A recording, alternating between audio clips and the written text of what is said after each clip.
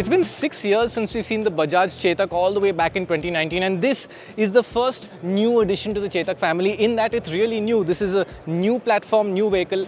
It's called the Chetak 2501, and this is now the new entry point into the Chetak family. Now, like I said, everything here is new. It's a new platform. It's a smaller, simpler, slower scooter than the current Chetak range, and it also costs significantly less, not just than the existing Chetaks, but also than quite a bit of the competition. Now, let's start with the design. Bajaj has been very careful to retain the identity of a Chetak. It still looks very much like a Chetak, but every panel has been redesigned. Those big side lamps out here have gone. The indicators are incorporated in this housing. It still has that familiar Chetak sort of signature LED. Let's see if we can get that on. And there we go. So different headlight, but again identifiable.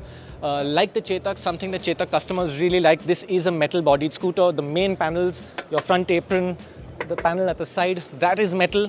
This is plastic, and the fender is also plastic. Moving further, we come to, let's get to the rider's point of view. You now have a simple negative LCD display out here. There's no TFT on the 25 series as of now. Maybe it will come in the future, we have no idea. There's also new switchgear on both ends. I'm not going to hit the horn button. There's a lot of people shooting here. And we have your reverse mode, button, mode, drive, and I'm not sure what neutral is. We are riding this tomorrow. I will figure that out and tell you the full story of how it rides. Over on the side, again, it's familiar. You will know that this is a Chetak, especially with that sweeping character line. But the whole side profile is now different. It's at a different angle, and the whole scooter looks smaller. Part of that is that it's a new platform. It's a much shorter wheelbase than the regular Chetak. There are effects with that in terms of how you sit, what the storage space is like. I'll show you that. But let's get to the tail light before we go there. This is now a single piece tail lamp. Brake in the center, indicators on the side. It's not split like you get on the regular Chetak, but you still have this extension of the seat. Again, keeps you aware that this is a Chetak. It looks very familiar. Big sort of grab handle at the back and boot space. Now, because it's a new platform, it's not that massive boot that you see on the Chetak that goes all the way across, but it's really deep. This is 25 liters, step down from 35 liters on the Chetak and a few on the 3.5 and the 3.0 Chetak models, but it's still quite a spacious boot. Charging port is out here. Bajaj tells us that they know that their customers value good charging speeds, which is why they're giving you a 750 watt charger as standard. And that means that it should charge up from 0 to 100% in about 3.5 hours. That is good. What's the battery size? It's 2.5 kilowatt hours, which is not huge. They claim 113 kilometers of range, but as we've seen with all EVs, that's really going to depend on how you ride. Real world, maybe 70, 80 kilometers. We'll have to test it and see, but that should be good for daily runabouts. Now, seat height. This is 760 odd mm. It's quite low. The curb weight is also low. It's 108 kilos, 22 kgs lesser than the current Chetak models. I am quite a tall individual, a little over 6 feet tall, but even though this is a compact scooter, I fit reasonably well on it. The handlebar does touch my knees at full lock, but it's like many other scooters out there. If you're a tall person, you will fit on it, but not the most comfortable thing for tall riders. Shorter riders will definitely appreciate having a nice low seat. Floorboard space, if you come over here, also looks quite reasonable. Big feet will fit on there. Whether a gas cylinder, which everyone in the comments wants to know about, will fit there, I can't tell you right now. But it looks like a reasonably spacious floorboard. You've also got 2 pockets out here. Now let me give you some specification. In case I've missed any of it, we've got range 113 kilometers an hour. Performance is quite limited on this scooter. Bajaj tells us that their data says that customers don't really go above 50 kilometers an hour, which is why the top speed on this is 55 kilometers an hour. Is that going to be good enough for life in the big city? I'm not so sure, especially on our fast-moving big roads.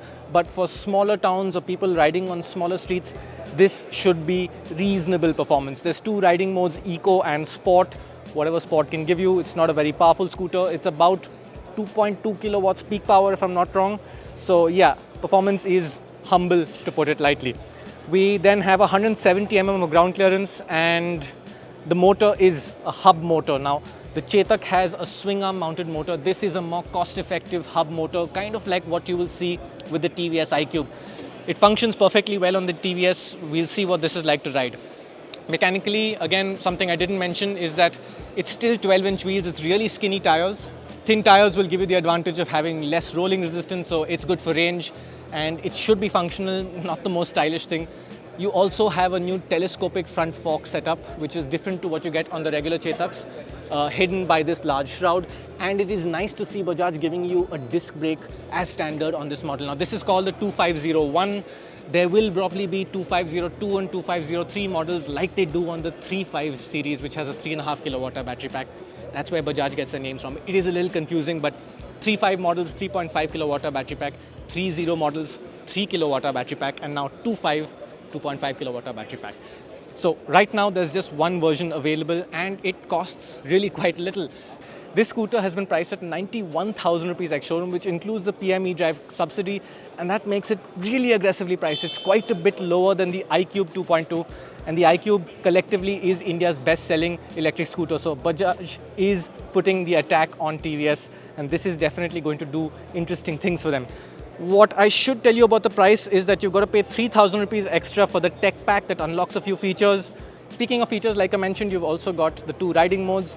There is Bluetooth connectivity in terms of you can accept and reject calls, you can control music playback. So features-wise, it's decently equipped. You've also got 6 color options. Some of them are nice and bright, like the red you see over there.